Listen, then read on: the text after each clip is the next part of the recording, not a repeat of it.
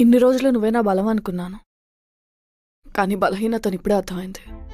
అంత ఈజీగా మాట జారలేను.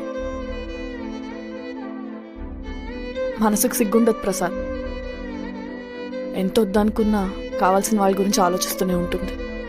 All the best.